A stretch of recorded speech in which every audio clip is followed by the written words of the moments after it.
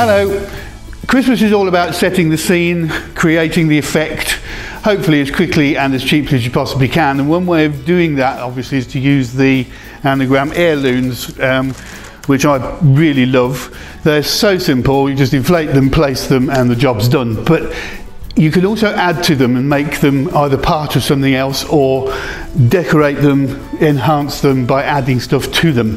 And that's what we're going to do here. We're going to use the Nutcracker Heirloom, which is a perennial favourite, and add to him to make him a much larger and more impressive item. So to start with, we need to add some attachment points so that we've got something that we can work onto. Inflate your heirlooms as per the instructions in the packet, and that is really important to follow those because there are things that you need to do the right way round, otherwise it doesn't inflate properly. So just follow the instructions and you'll be okay. And then basically I've tied uninflated 260s, one around his shoulder here and one around each of the tabs at the bottom here to give us something to attach the decorations to. We've decorated other heirlooms in other videos as well, so if you need more inspiration and more ideas, just go to the Decorator Hub on the Amscan website, go to amscan.co.uk and click on the big button and you'll find lots of other inspiration there. Once you've got your attachment points, we're going to build the decorations. So it's important to know where you're going with this, because this is going to be something that will probably be really popular as a retail item. So you need to have a plan so that you can price it accurately. So basically what I'm going to use here is a simple garland that's attached to the sides of the heirloom, and that garland is made up of 6 clusters of 6 balloons, 12-inch balloons, and 2 of each of the 3 colours. We've got Sempertex Fashion Green, Forest Green, Sempertex Fashion Red, and Sempertex Reflex Gold. 2 of each in each cluster. One of the balloons in each cluster is inflated to 9 inches, or approximately 9 inches, and the rest are smaller, so that we know roughly the size of the biggest balloon in each cluster, and that way we can gauge the length and the breadth and the proportions of what we're doing. So we need 6 clusters of 6 for the garland itself, and as I say, they're all randomly sized apart from knowing one of those sizes. We're going to just join those together with an uninflated 260. So I've ribboned it, squeezed the air out, tie the end so it's flat, makes it stronger. Tie that around the centre of one of your clusters, and then just add the clusters to it.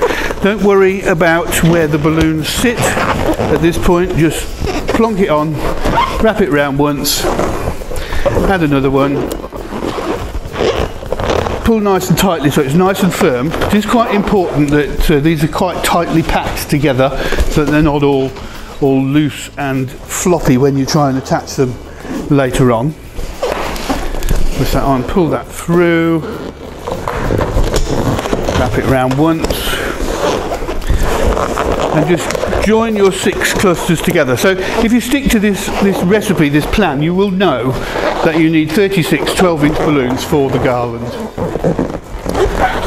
That helps a lot with your pricing going forward.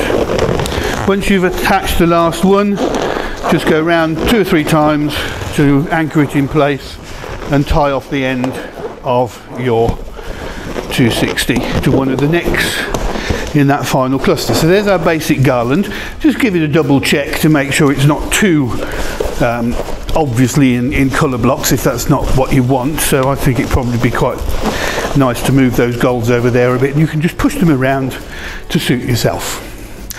That's your basic garland. We're going to add the organic detail with 5 pairs of small clusters.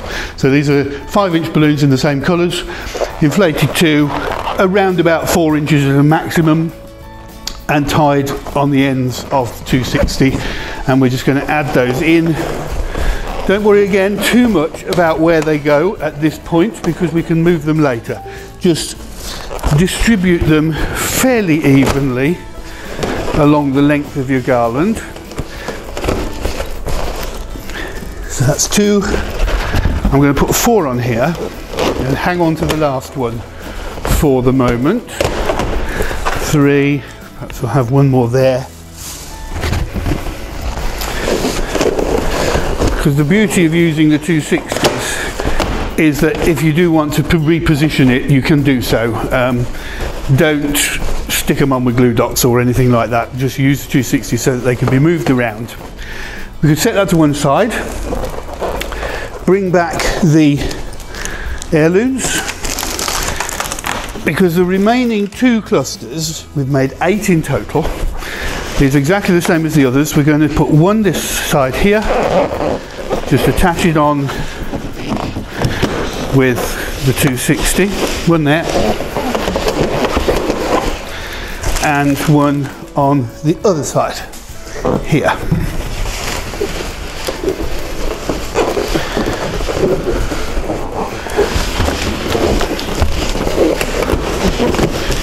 Reasonably firm, but don't pull it too tight so that it distorts the way the heirloom sits. It just wants to sit on there. And now we'll add our garland. So push him over there. I want the garland to go from roughly the top of his head down and out. So line it up, take this attachment point here, pull it through,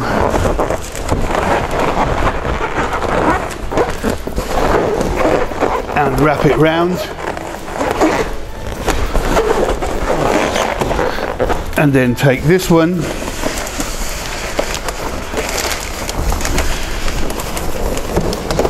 and use it to pull this in here,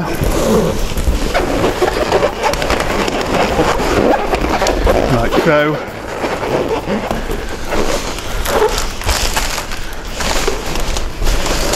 I am working from behind, so I do hope that it looks good from the front. Perhaps I better turn him around just so that I can see, to make sure that he's doing what I want him to do. There we go. Yeah, and then the remaining the remaining pair of 5-inch balloons, I'm just going to add in one here and take it across and put it there. And then if I turn him around again, you can see that what we've done is to add a nice organic surround to the heirlooms, which is still standing nice and straight. So we're using him to support that, expanding the whole lot very, very quickly and knowing exactly how many balloons in the process, so it's very easy to price. Happy Christmas.